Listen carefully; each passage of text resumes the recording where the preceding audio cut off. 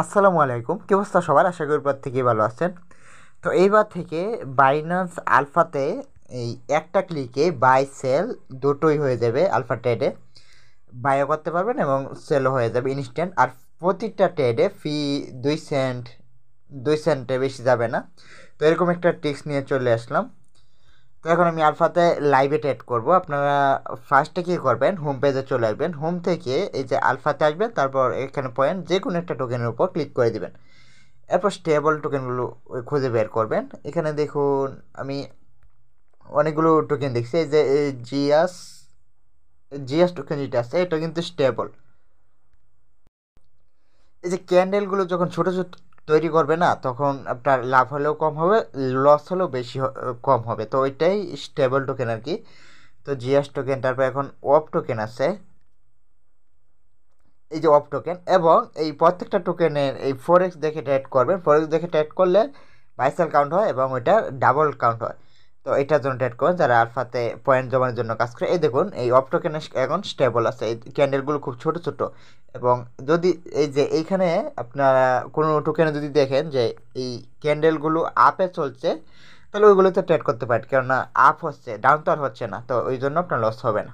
তো যে কোনো টোকেন খুঁজে বের করে ওখানে ট্রেডে চাপ দিবেন, আপনাকে ট্রেডিং পেজে নিয়ে চলে আসবে। আমরা স্পটে লিমিটে যখন ট্রেড করি তখন যেভাবে ট্রেড এই ওপেন করতে পারি, এই লিমিটের ব্যাপারটা হলো আমরা যে কোনো জায়গায় ট্রেড ওপেন করতে পারবো ইচ্ছা মতো না, এবং যে কোনো জায়গায় ট্রেডটা স্টপ করতে পারবো।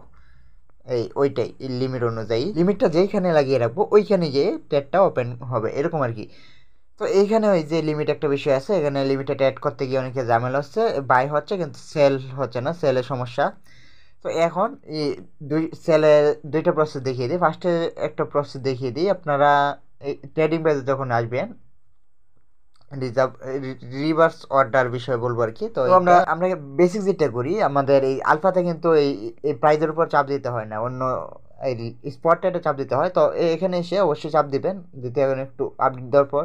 তো এই উপরে একটা প্রাইজে চাপ দিলাম, আর এখানে আমার $25 দিব, দিয়ে বাই অফ চাপ দিব, কনফার্ম করে দিব। এটা তাড়াতাড়ি করতে হবে। তো এটা হয়ে গেছে। আবার সেলে যাব। সেলে গিয়ে আমি এই অ্যামাউন্ট টান দিলাম এবং সবার নিচের প্রাইসে, সবার নিচের প্রাইসটা চাপ দিবেন, টান দিবেন, সেল।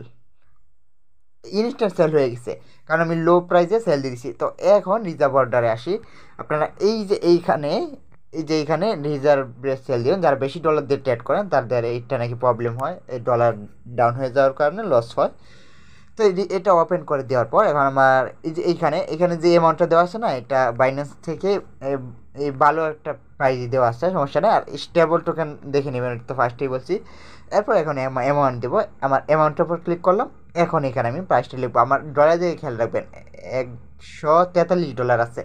তো এটা আমি এই প্রাইসটা দিব 0.081, বা আরেকটা ওয়ান দিলাম, আপনারা দিতে পারেন। এই প্রাইস এইখানে দিলাম। আর এইখানে দেখুন, এইখানে যে প্রাইসটা আছে, এখানে প্রাইস আছে 0.0814, আর আমি এখানে দিচ্ছি 0.0811। তো এটা দেখে এই এখন বাই অফ কনফার্ম।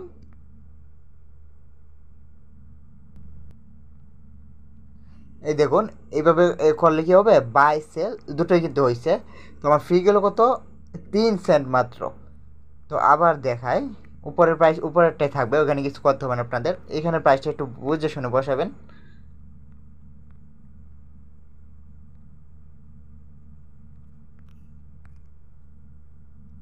এই দেখুন বাই সেল দুটোই মানে একসাথে হয়ে যাবে।